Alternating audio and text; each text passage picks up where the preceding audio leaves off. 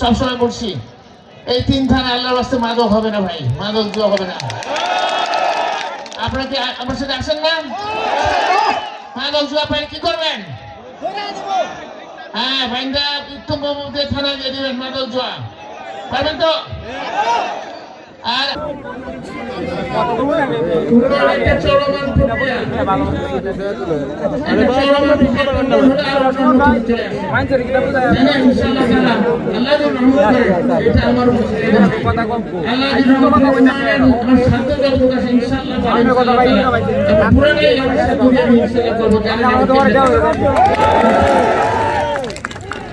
আর পরিশেষে বক্তব্য দীর্ঘায়িত করবো না। আগামী 12ই ফেব্রুয়ারি নির্বাচন।